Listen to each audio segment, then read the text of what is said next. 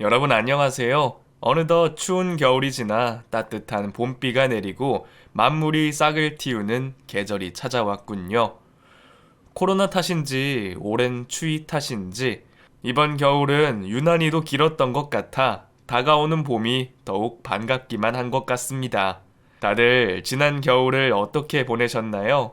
아마 사그라들 줄 모르는 코로나 때문에 이래저래 힘든 분들이 많으셨겠죠. 혹독했던 겨울이 지나고 봄이 온 것처럼 여러분 마음에도 꽃이 피었으면 하는 마음입니다. 가만히 생각해 보면 우리네 인생도 그런 것 같아요. 세상을 살면서 어떻게 좋은 일만 겪고 살겠나요? 누구에게나 고난은 있고 시련은 찾아오기 마련이겠죠. 하지만 또 그 고통이 오래도록 가지는 않을 거예요. 내 인생에도 봄날이 오는 날은 반드시 있어야 하니 말이에요. 저만 해도 그렇네요. 여자 팔자, 뒤용박 팔자라고 제 인생에 겨울은 너무나도 길었던 것 같습니다. 언젠가 봄날이 오겠지 하며 기다려도 봤지만 살아가는 게 쉽지만은 않았어요. 젊어서 남편과 이혼하고 별 고생 다 해봤고 곁에 기댈 사람 하나 없이 답답한 속만 태우고 살았었네요. 물론 이 나이쯤 되면 다들 말 못할 사정 하나쯤은 품고 살겠지만 가끔은 참고 사는 게 능사는 아니다 싶더라고요. 그래서 늘 한 번쯤은 웃지 못할 제 인생 얘기를 해보고 싶었습니다. 제 젊었을 적 기억을 떠올려 보자면 저는 참 순진했던 처녀였습니다.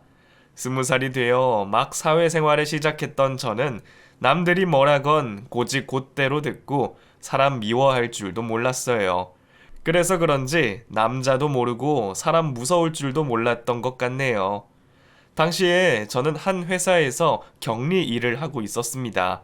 너무 어렸던 탓에 연애도 결혼도 생각하지 않았던 저는 정말 회사와 집만 오가며 살았었어요. 그래서 여자는 정숙해야 한다는 부모님 말씀 따라 친구들이 고등학교 시절에 연애할 때도 저는 남자랑 손 한번 잡아본 기억이 없었습니다. 남자를 몰라도 결혼할 때 되면 다 알아서 시집 잘 간다는 부모님 말씀을 너무 잘 들었던 탓이었죠. 그렇게 남자 한번 알지 못했던 저는 너무 어린 나이에 남편을 만나게 됐습니다.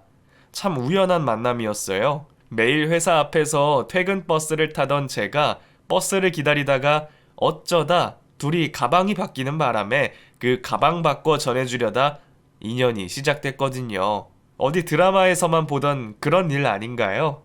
연애 경험도 없고 세상 물정을 몰라서 그런지 저는 그렇게 시작된 만남이 제 운명인 줄 알았습니다. 그런데 정말 놀라울 일은 그 이후였어요. 우여곡절 끝에 연애를 시작하고 보니 그 사람이 제가 다니던 회사 사장님 아들이었던 거예요. 내가 그 회사 직원인 걸 알고 있었으면서도 내가 부담스러워할까 싶어 계속 숨기고 있었던 거였죠. 당황스럽기는 했지만 이미 서로에게 푹 빠진 저희는 다가올 앞날을 걱정하지 않았습니다. 그렇게 저희는 집안에 알리지도 않고 몰래 만나며 사랑을 키워왔어요. 그 사람은 제게 참 잘했습니다. 데이트를 할 적이면 늘 제 자리에 손수건을 깔아주고 캔 한 번 제 손으로 따게 하는 법이 없었어요. 추운 날 퇴근하는 길에 따뜻한 꿀차를 들고 저 멀리 서 있던 그 남자를 보신다면 아마 다들 사랑에 빠질 수밖에 없었을 겁니다.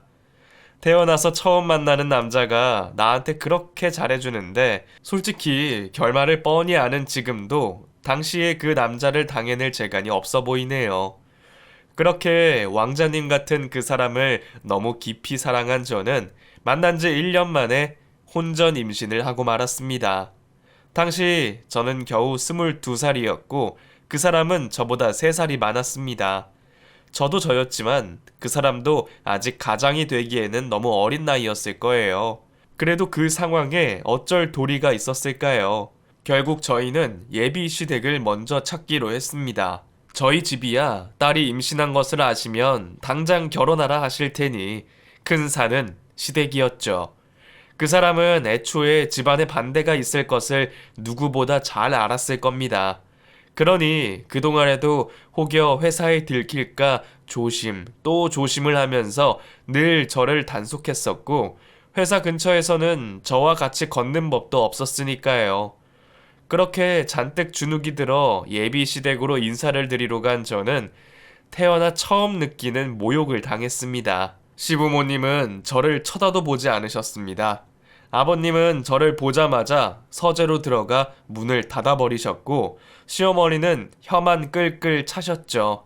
그나마 형님이 제게 이것저것 물으셨는데 마치 취조를 당하는 기분이었어요. 너 우리 회사 막내 경리라며? 설마 우리 성태한테 일부러 접근한 거니? 누나, 그런 거 아니라니까. 왜 자꾸 그래? 우리가 만난 건 순전히 우연이었고, 먼저 좋다고 쫓아다닌 것도 나였어. 은경이는 아무 잘못 없다니까 왜 그래? 아무리 어려서 세상 물정 모른다지만 현실감이 없어도 너무 없네. 애초에 니들 둘 수준이 맞다고 생각해? 회사 말단 격리에 부모는 시장에서 장사하고 학벌도 집안도 능력도 뭐 하나 성에 차는 게 없는데 무슨 배짱으로 여태 몰래 만났어? 정말 이런 일이 없을 줄 알았니? 누나, 그래도 애가 생겼는데 어떡해. 나 은경이 정말 사랑해. 누나라도 좀 도와줘. 누나가 부모님 좀 설득시켜주면 안 될까? 성태 너야말로 생각 잘해. 사랑 그런 거 잠시 잠깐이야. 너 앞으로 큰일 내야 하는 애가 이렇게 발목 잡혀서 어떻게 하겠다는 거야? 너는 부모님이나 우리 가족들 생각은 안 하니? 정말로 저 애가 우리 집안에 맞는 아이라고 생각해? 예상은 했지만 생각보다 반응은 더 심각했습니다. 저는 별별 소리를 다 들어가며 무시를 견뎌야 했고, 옆에서 저를 감싸며 애걸복걸 식구들을 설득하는 성태 씨의 말도 그리 도움이 되지는 못했습니다. 결국 저는 배가 부르도록 결혼 허락을 받지 못했고, 그제서야 집안에 임신 소식을 알렸습니다. 저희 집도 난리가 나기는 마찬가지였어요. 상대 집안에서 결혼 허락을 안 한다는 말씀을 들으시고는 어머니가 쓰러지기까지 하셨죠. 그동안 곱게 키워놨더니 그런 사고나 친 딸 자식이 얼마나 원망스러우셨을까요? 하지만 저도 이미 엄마였고 내 앞날을 위해 자식을 포기할 수가 없었습니다. 결국 양쪽 집안의 반대에 저희는 몰래 도망가 아이를 낳았습니다. 성태 씨가 그동안 모아두었던 돈을 털어 작은 새빵을 구했고, 거기서 저는 홀로 아이를 기르며 성태 씨의 졸업을 기다렸어요. 남은 돈이 떨어지기 전에 남편이 졸업을 해서 바로 취직을 하는 것이 저희의 유일한 희망이었습니다. 그렇게 남편은 무사히 학교를 졸업했고, 그제서야 시댁에서 연락이 왔습니다. 그동안 어른들도 고민이 많으셨는지 저와 아이를 받아주시겠다고 하셨어요. 하지만 그 일에는 큰 조건이 따랐습니다. 우선 아이가 클 때까지는 집에 들어와서 살아라. 우리가 네가 뭐 하던 애인지 뭘 얼마나 배웠는지도 모르겠고 우리 집 식구 되려면 가르칠 게 많겠지. 아이한테도 그 편이 좋을 거고. 그리고 들어와서 지내는 동안 성태 너는 공부 마치고 와. 원래 학교 졸업하면 유학 다녀오기로 했잖니.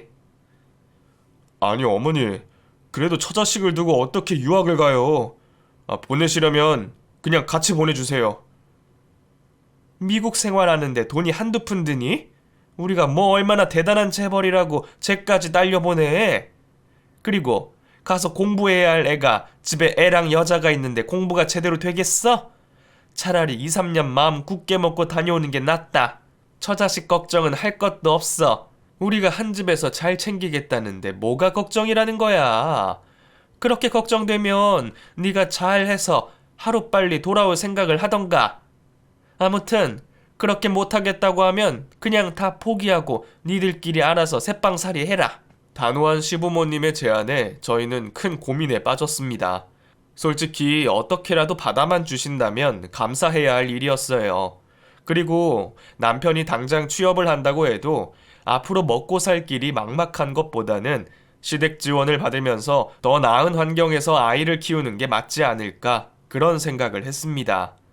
저는 친정에도 도움받지 못하는 신세에다가 앞으로 아이에게 조부모님을 모르고 크게 하는 것도 부모로서는 참 미안한 일이기도 했고요. 결국 저희는 시댁의 말씀을 따르기로 결정했습니다. 그 뒤로 저는 아이와 함께 시댁에 들어가 지내게 됐고 남편은 미국 유학길에 올랐습니다.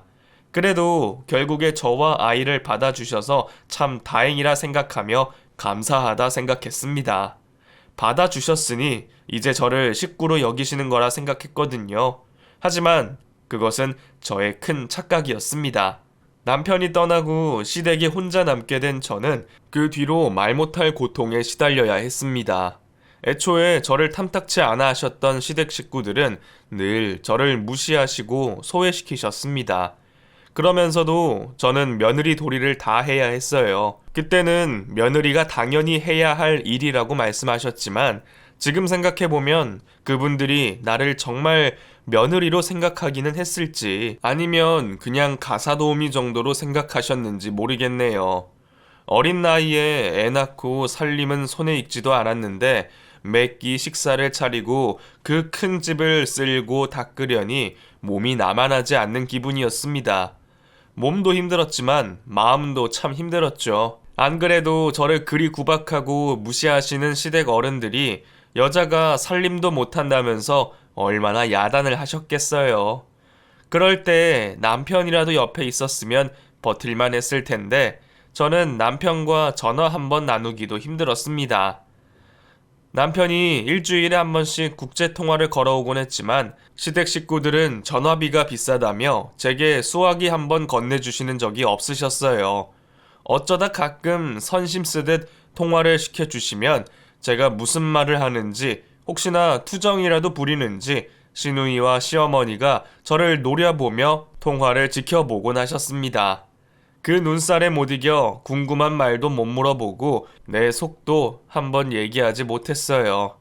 그저 아이가 잘 크고 있다는 말로 서둘러 전화를 끊어야 했죠. 불같은 성정의 시어머니도 참 무서웠지만 저는 차가운 시누이가 더 무서웠습니다.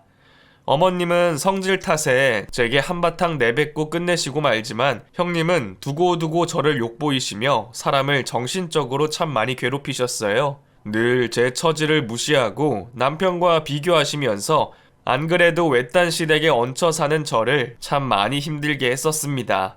덕분에 저는 하루하루 말라갔고 언젠가부터는 이유 모를 위장병도 달고 살았습니다. 그럼에도 제가 견딜 수 있었던 것은 모두 제 가족 때문이었어요. 어린 아이를 지켜야 했고 언젠가 돌아올 남편을 믿고만 있었습니다. 내 남편이 돌아오면 이 고생도 끝이 나겠지. 그렇게 생각을 했었죠.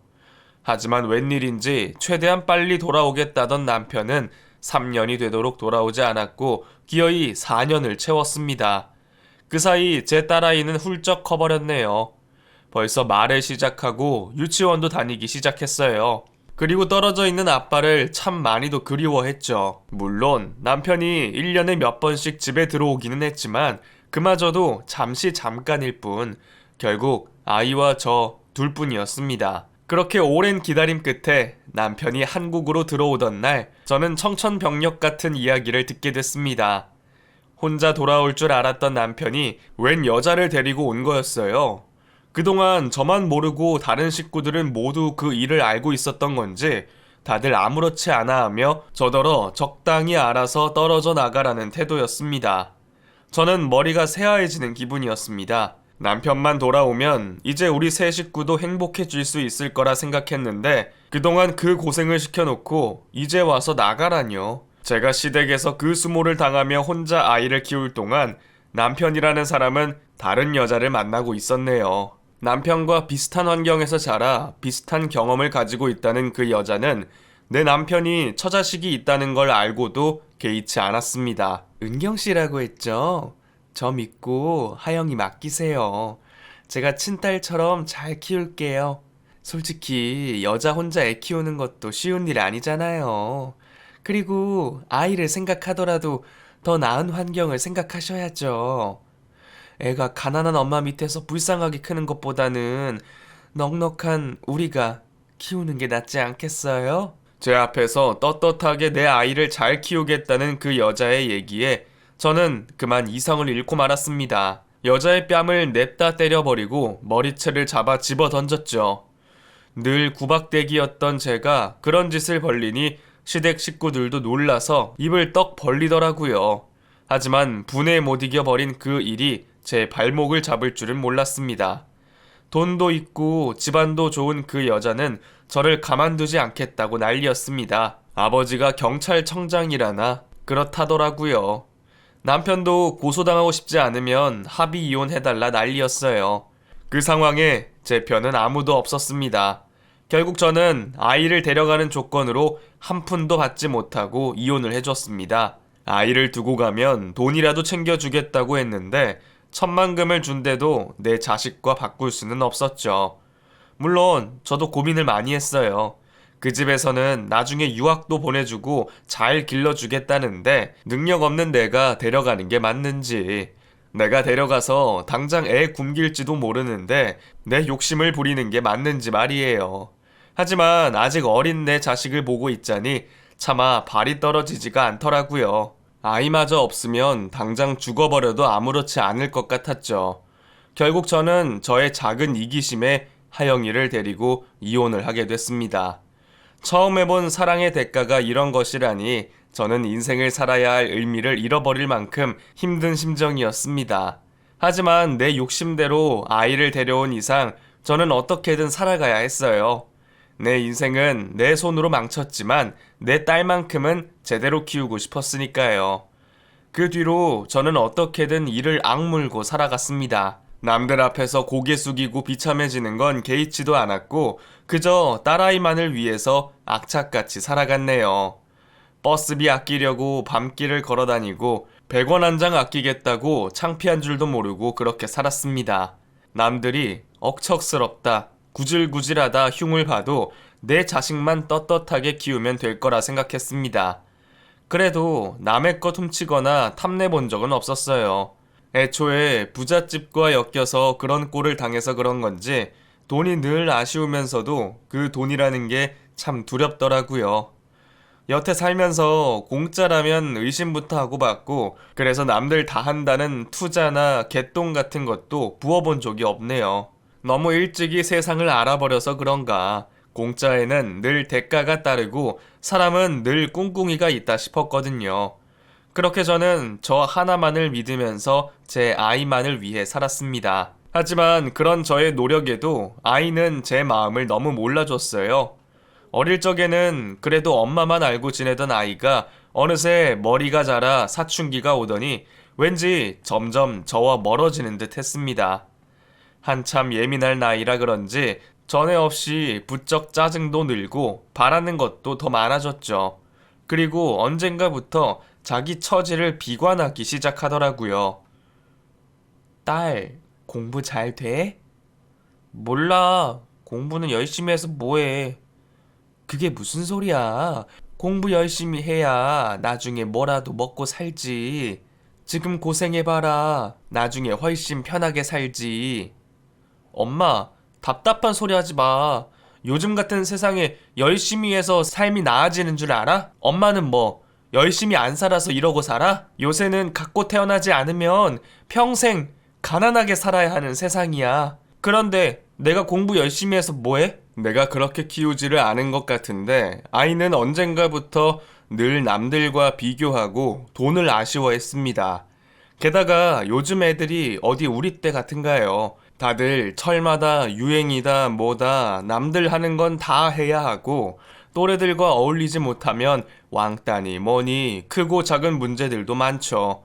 하지만 안 그래도 혼자 생계 꾸리느라 팍팍한 내 형편에 다른 부모들이 해준다는 그런 비싼 물건들을 해줄 여력이 없었습니다. 그러다 결국 그 사단이 벌어지고 말았네요.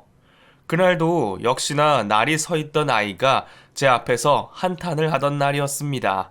평소 같으면 못 들은 척하거나 한 소리 하고 말았을 텐데 그날은 저도 왜 그렇게 예민했는지 모르겠어요. 아이가 꺼낸 지 아빠 얘기에 저도 모르게 화를 내고 말았네요. 엄마가 나한테 해준 게 뭐 있는데 늘 일한다고 바쁘고 놀아주지도 않고 그렇다고 돈이 넉넉해서 남들 하는 거 다 하게 해주는 것도 아니고 나도 비싼 옷 입고 비싼 핸드폰 사고 싶고 돈 걱정 없이 유학도 가고 싶어. 근데 엄마가 나 데려와서 해준 게 뭐야? 그러게 이럴 거면 나 뭐하러 데려왔어? 차라리 아빠한테 맡겨서 부잣집 딸로 크게 하지. 뭐? 너 지금 엄마한테 그게 무슨 말이야? 내가 너 하나 키우겠다고 어떻게 살았는데. 그래, 그럴 거면 너도 네 아빠한테 가서 살아. 나도 이제 네 불평불만 듣는 거 지겹다.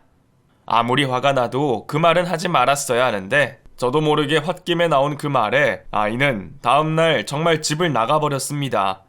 가방을 싸들고 나간 아이의 빈 방을 보고 저는 주저앉아 한참을 울었어요. 아이는 전화도 받지 않고 연락이 없었습니다. 전 남편에게 연락을 해야 하나 말아야 하나 고민을 하는데 모르는 번호로 전화가 걸려왔어요. 나야, 하영이 고모. 하영이가 성태 찾아간 거 알아? 데려가서 알아서 잘 키우겠다 하지 않았어? 그런데 대체 뭘 어떻게 했길래 이 사단을 만들어? 아마 아이는 제가 혹시나 싶어 몰래 적어둔 남편의 주소와 번호를 찾아냈던 모양입니다. 혼자 아이를 키우다 보니 혹시나 사고라도 생길까 걱정되는 마음에 남편 연락처를 알아놓곤 했는데 장롱 깊숙이 숨겨 못 찾을 줄 알았더니 그걸 어찌 알고 거기까지 찾아간 모양이에요. 그렇게 저는 하영이를 데리고 있다는 형님을 만나기로 했습니다. 10몇 년 만에 그 집 식구를 만나려니 손이 덜덜 떨리고 오장육부가 굳는 기분이었어요. 대강 사정은 하영이한테 들었어. 데리고 나갈 때는 자신만만하더니 생각보다 순탄치 못했나 봐. 애가 이 정도로 힘들게 지낼 줄은 몰랐네. 그동안 하영이 교육은 제대로 신경 쓴 건 맞아? 애가 어떻게 영어로 토킹이 안 되니? 하영이 교육은 제가 알아서 해요. 이제 와서 남의 자식 일에 간섭하지 마세요. 하영이 데리고 계셔 주셔서 감사해요. 이제 제가 데려갈게요. 아니, 설마 아직도 자격지심 때문에 우리 집 껄끄러운 거야? 이미 오래전 일이잖아. 지금은 하영이 문제로 마주하고 있는 거고. 나를 철저히 기만해놓고 이제 와서 오래전 일이라 치부하는 형님을 보니 저는 예전 그 기억이 다시 떠올라 너무 힘들었습니다. 그런데 그런 제 앞에서 형님이 하영이를 입양하겠다고 하는 겁니다. 하영이가 지 아빠랑 살겠다고 나온 거라며. 솔직히 그동안 키웠으면 이제 보낼 때도 됐지. 더군다나 애가 원하면 더욱 말이야. 근데 아는지 모르겠지만 성태도 이미 자식들이 있고 우리 올케가 하영이까지 맡을 만한 상황은 아니라서 말이야. 그래서 말인데 하영이도 새엄마 눈치 보느니 그냥 나랑 사는 게 어떨까 싶어. 나야 아직까지 미혼이고 앞으로도 결혼 생각 없으니까. 하영이 고모는 미혼의 자식이 없으니 제 딸을 데려다가 양녀를 삼고 싶으신 모양이었습니다. 아이 뒷바라지에 유학까지 보내주고 심지어 나중에 재산까지 다 물려주겠다니 솔직히 저도 쉽게 싫다는 소리를 할 수가 없었어요. 하영이도 그걸 원하는 눈치였고요. 하영아, 너 정말로 그러고 싶은 거야? 엄마랑 안 살고 고모랑 살고 싶어? 응, 솔직히 그러고 싶어. 나도 유학 가고 싶고 지금보다 더 여유로운 환경에서 좋은 교육 받고 싶어. 나 엄마처럼 그렇게 아등바등 살 자신 없어. 지금이라도 고모랑 살고 싶어. 솔직히 당시에는 배신감이 컸던 것 같아요. 내가 지를 위해서 어떻게 살았는데 그놈의 돈이 뭐라고 고모한테 홀랑 가겠다고 그러는지 참 야속하고 무심하다 싶었고 자식 낳아 길러봐야 소용없다는 소리가 무슨 말인지 알겠더라고요. 하지만 속상한 표를 낼 수도 없었습니다. 아이가 어릴 적에야 아이 의사도 묻지 않고 나조차고 데려왔지만 이제 다 큰 아이가 자기가 그러고 싶다는데 제가 엄마라고 그걸 어떻게 말릴 수 있었겠어요. 결국 저는 딸을 보내주고 말았습니다. 아이가 집에 와서 짐을 챙겨가는데도 저는 딸아이 얼굴을 보지 않았어요. 마지막 인사하겠다는 아이 앞에서 차마 웃으면서 보내줄 자신이 없더라고요. 그래서 괜히 화난 척 가서 잘 먹고 잘 살으라며 철없이 굴었습니다. 엄마가 되어서 딸아이의 행복을 빌어주지 못할 망정 참 못난 어미네요. 그렇게 아이를 그 집에 보내고 저는 삶의 의욕을 놓아버렸습니다. 더럽고 치사해도 참고 다니던 직장도 때려치우고 집에 틀어박혀 두문불출하며 보냈죠. 그때는 정말 죽을 생각까지도 했던 것 같네요. 앞으로 어떻게 살아야 할지도 모르겠고 왜 살아야 하는지도 모르겠더라고요. 하지만 저는 결국 아이를 위해 살 수밖에 없었습니다. 그래도 아이가 종종 연락해오는 탓에 늘 그 연락만 기다리며 버텼거든요. 그렇게 버티고 살다 보니 또 사라지더라고요. 그러는 사이 아이는 고등학교를 졸업하고 유학을 떠났고 그렇게 몇 년간을 얼굴도 보지 못하고 지냈네요. 그래도 아이가 행복하다니 저도 좋더라고요. 나는 못 보내주는 미국 유학도 가고 거기서 친구들도 많이 사귀고 남부럴 것 없이 지낸다니 그래 내 딸이라도 잘 살아가지고 다행이다 싶었습니다. 그러는 사이 저도 외로움을 잊으려 더 바쁘게 지냈고 그러고 살다 보니 이게 도끼인지 뭔지 속에 뭔가 끓어오르는 것이 예전에는 모험이다 싶어 하지 못했던 일들도 겁없이 하게 되고 저도 이전과는 다른 삶을 살게 됐습니다. 덕분에 늘 자식 입에 넣어주느라 쪼달리던 저도 작은 가게 하나 꾸리면서 남들에게 아쉬운 소리 안 할 만큼 살게 됐어요. 아이를 데리고 있을 때 진작 이 정도로 여유가 있었으면 얼마나 좋았을까 그런 의미 없는 후회들이 들기도 했지만 또 당시에는 아이 키우면서 그렇게는 못했을 것 같았죠. 어쨌거나 그 뒤로도 세월은 흘렀고 딸아이는 저와 같이 살았던 세월만큼이나 더 자라 있었네요. 20 후반에 한국으로 들어와 직장 생활을 해내던 아이는 30이 넘어 제게 결혼할 남자를 소개시켰습니다. 고모님과 사업차 알고 지내는 집안의 아들이라더군요. 이미 집안끼리 얘기가 다 끝난 상황이라 저한테는 의무적으로 인사만 시키는 거죠. 어차피 이제 와서 내가 왈가왈부할 상황도 아니니 사위를 보고 재고 따지고 할 것도 없었어요. 사람이야 겉으로 봐서는 모르는 일이고 딸아이가 좋다니 그저 행복하기만을 바랬죠. 그렇게 아이는 결혼을 하여 영영 제 품을 떠나갔습니다. 고모님한테 보낼 때도 이렇게 허하지는 않았는데 시집을 간다니 왠지 앞으로 평생 못 볼 것 같은 그런 이상한 기분이 들더라고요. 우리 딸은 나랑 다르게 행복하게 잘 살 거라고 생각하면서도 왠지 모를 불안이 늘 저를 두렵게 했었어요. 그런데 결혼하고 몇 달이나 지났을까요? 하루는 딸아이가 저를 찾아와 이런 얘기를 하는 겁니다. 엄마는 만약 내가 이혼을 하면 어떨 것 같아? 뭐? 아니 그게 무슨 소리야? 이혼이라니. 흥분하지 말고 그냥 물어보는 거야. 아니 그냥 물어보는 게 어딨어. 너는 무슨 말을 해도 그렇게 재수없는 소리를 하니? 나 이혼하는 거 싫어? 엄마도 이혼하고 잘 살잖아. 자식 이혼하는 거 좋은 부모가 어딨어. 당연히 나처럼 고생하지 말고 행복하게 잘 살았으면 좋겠지. 그리고 내가 뭘 잘 살았어. 그냥 너 때문에 살았지. 근데 너 설마 네 남편이랑 싸웠니? 왜? 무슨 일 있어? 아니, 그런 거 아니라니까. 그냥 진짜 궁금해서 물어본 거야. 나도 결혼하니까 엄마 생각도 많이 나고, 엄마는 이혼했을 때 나보다 훨씬 어렸을 텐데, 그때 어떤 기분이었을까 궁금해서. 너 정말 별일 없는 거 맞지? 그렇다니까 그러네. 걱정이 너무 없는 게 걱정이지.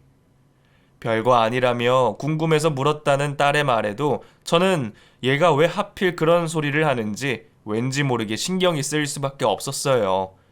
딸 자식은 엄마 팔자 닮는다는 그 소리가 싫어서 늘 나랑은 다르게 살았으면 싶었는데 좋은 집 시집 가서 혹시나 무슨 고민이라도 있는 건 아닐지 딸아이가 다시 연락을 하기만을 기다렸었죠. 그런데 정말 무슨 일이라도 있는 건지 그 뒤로 딸아이에게 연락이 없는 거예요. 아무리 바빠도 문자라도 남기던 아이였는데 갑자기 제 문자에 답도 없고 전화도 받지를 않았죠. 그제서야 불안해진 저는 생전 찾아간 적 없던 딸아이의 신혼집을 찾아가게 됐습니다. 그동안 나서기 어려웠던 제 입장 때문에 놀러 오라던 딸의 말에도 한 번 간 적이 없었더라고요.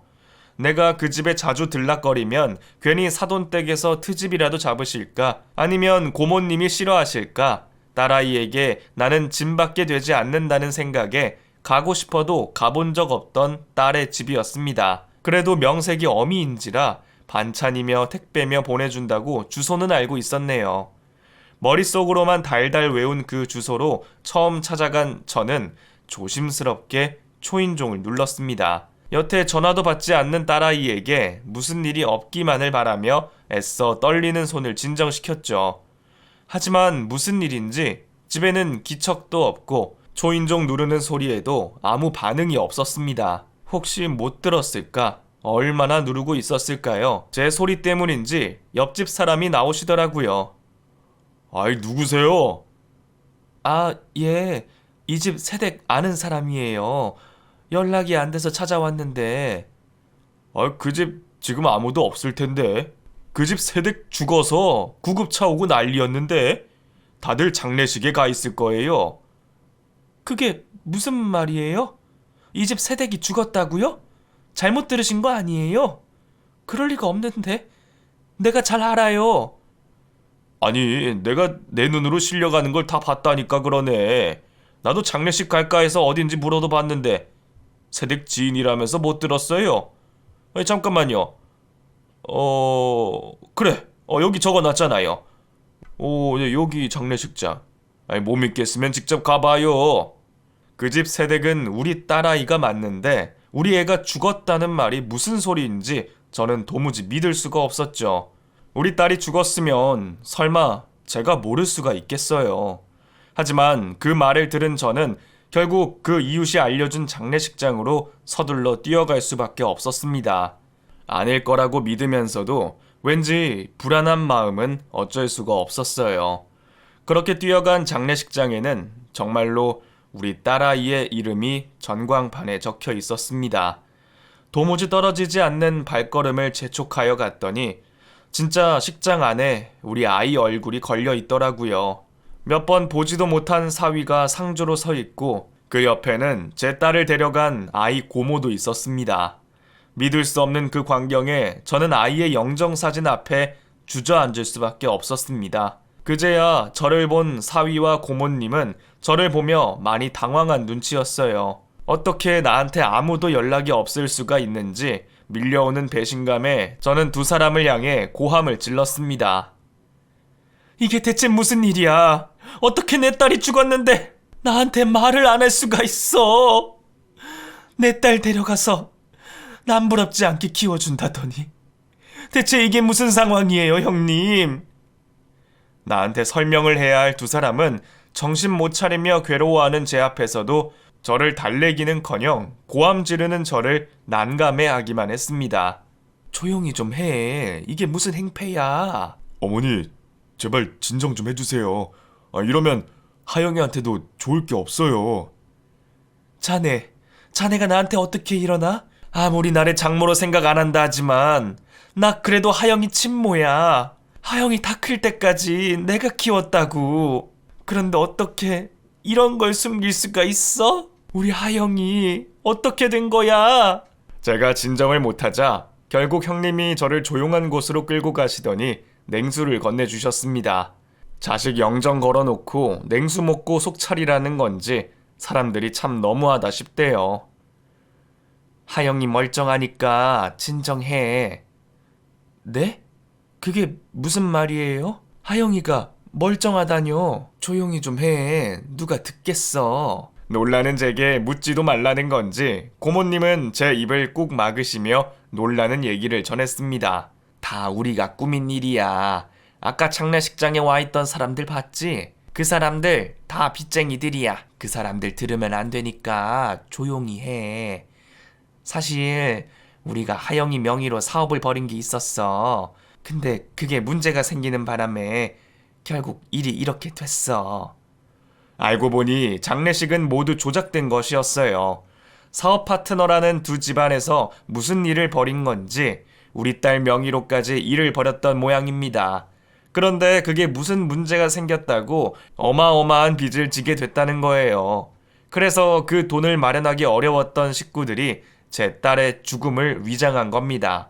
명의가 딸 앞으로 되어 있고 다른 보증인이 없으니 딸만 죽으면 그 빚은 모두 해결이 되는 거니까요. 그래서 식구들이 다 짜고 심지어 의사 지인까지 끌어들여 사망 확인서를 조작했다는 겁니다. 아무리 돈 때문이라지만 사람 죽음을 위장한다뇨.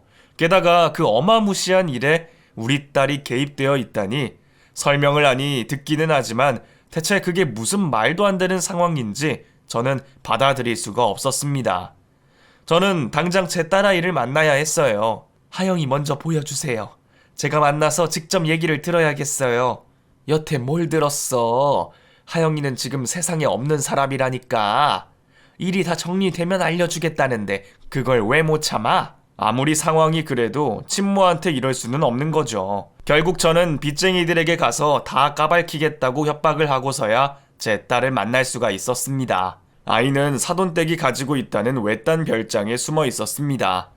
먼 지인 명의로 되어 있어서 빚쟁이들이 거기까지는 못 올 거라 그러더군요. 그곳에서 만난 딸아이는 무척이나 초췌하고 힘들어 보였습니다. 그 모습을 보니 저는 당장 눈물이라도 쏟아질 것 같았어요. 그리고 저는 아이의 입으로 모든 이야기를 들을 수가 있었습니다. 애초에 결혼은 아이들 의사보다는 집안의 얘기로 이루어졌습니다. 나한테는 사위를 사랑한다 말했지만 사실은 고모님의 반강제에 의해 이루어졌다는 거예요. 그동안 받은 게 있으니 은혜를 갚으라는 얘기를 했다더군요. 결국 자기 책임이다 싶었던 딸아이는 그렇게 정략 결혼을 하게 됐고 그 뒤로도 시댁과 고모님에게 휘둘리며 살아야 했습니다. 이혼을 하면 어떻겠냐는 그 말이 진심이었던 모양이에요. 나는 그런 것도 모르고 행복하려면 이혼하면 안 된다는 소리나 했으니 애가 기댈 곳도 없이 얼마나 힘들었을까요.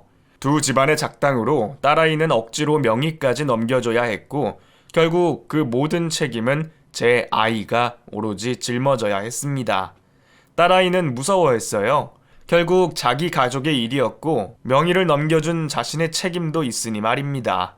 하지만 얼마나 스트레스를 받았는지 아이가 그 사이 반쪽이 됐더라고요. 결국 저는 제 딸을 위해 결단을 내려야 했습니다. 딸이 감옥에 가는 한이 있더라도 잘못된 일은 바로잡는 게 맞다 생각했어요. 그 많은 피해자들은 물론이고 내 딸을 위해서라도 말이에요. 아무리 죄가 무섭다고 평생 죽은 사람으로 이런 곳에 숨어 살게 할 수는 없으니까요. 결국 저는 다른 식구들 모르게 그곳에서 딸을 몰래 빼내왔어요. 그리고 곧장 경찰서로 달려갔습니다. 자수를 하겠다는 우리 모녀의 얘기에 경찰들은 생각보다 호의적으로 저희를 대했습니다. 그래도 다행이었던 것은 딸이 그동안 증거들을 몰래 모아두었다는 거였어요. 강제로 명의를 내어줘야 했던 상황에 대한 녹취도 있었고 이것저것 서류들도 잘 모아뒀더라고요. 딸이 사건을 진술하는 동안 저는 변호사를 알아봤습니다. 그래도 저도 살면서 알고 지내는 법조인 하나는 있어서 참 다행이었네요. 제가 그동안 뿌린 게 있어서 그런지 급하게 도움을 구한 일에도 흔쾌히 저희를 도와줬어요. 덕분에 저희는 무사히 재판을 준비할 수 있었습니다. 그 뒤로 참 많은 일이 있었습니다. 모아둔 자료를 가지고 법적인 증거들을 추려야 했고 수많은 재판을 해야 했습니다. 1년 가까이 걸린 재판들을 치르는 동안 저희 모녀는 참 힘들었지만 또 그만큼 서로 가까워질 수가 있었어요. 딸아이는 그제서야 제 마음을 알아주더라고요. 미안해 엄마. 내가 정말 철이 없었어. 어렸을 때는 그게 다 뭐라고 그렇게 부러웠는지 이제서야 그게 얼마나 부질없는 것들이었는지 잘 알겠더라고. 비싼 돈 들여서 유학까지 다녀오면 뭐해. 배운 게 많은데도 이렇게 바보 짓을 하는데. 그리고 내 가족이라고 생각했던 식구들은 다 나를 도구로만 생각했고 내가 받은 것들은 다 내 족쇄가 됐는데 너무 늦었는지 모르겠지만 이제라도 엄마한테 속죄하고 싶어. 내가 정말 나쁜 딸이었고 이제서야 엄마의 사랑을 알아서 너무 미안해. 우리는 서로를 끌어안고 참 많이 울었습니다. 그래도 너무 늦지 않아서 다행이에요. 죽기 전에 깨달았으면 조금 억울할 뻔했지 뭐예요. 그렇게 서로 오랜 감정을 풀어낸 저희 모녀는 똘똘 뭉쳐 그 집 식구들을 혼내주기로 했습니다. 처음에는 딸에게 불리하게 흘러가던 재판도 점점 유리하게 흘렀고 결국 딸아이는 강요에 의한 명의 대여로 판명이 나서 정상 참작이 됐습니다. 그리고 딸이 까발킨 증거들 덕분에 우리 딸을 괴롭힌 그 집 식구들은 경제사범으로 결국 구속됐어요. 결국 2대째 이어가던 시댁 회사도 문을 닫게 됐고요. 그 뒤로 우리 아이는 그놈과 이혼하고 완전히 인연을 끊었고 친가와도 영영 헤어졌습니다. 지금은 다행히도 무사히 잘 지내고 있어요. 어쩌다 이런 일까지 벌어져 팔자에도 없는 법정까지 드나들게 됐는지 후회도 있다지만 그래도 저는 정말 다행이다 싶습니다. 딸이 죽은 줄 알고 저도 세상이 끝나는 줄만 알았는데 이렇게 무사히 돌아와서 얼마나 다행인가요. 어찌 보면 기구한 내 팔자 때문에 내 자식까지 험한 꼴을 당하게 했다는 생각도 들지만 저는 이제 후회나 자책은 하지 않으려고 해요. 그냥 앞으로 남은 이 삶을 감사히 행복하게 살아가는 것. 그게 딸과 제가 맺은 한 가지 약속이거든요. 그러니 여러분들도 세상 풍파에 무너지는 일이 있더라도 포기하지 마시고 꿋꿋이 일어나 살아가시길 바랍니다.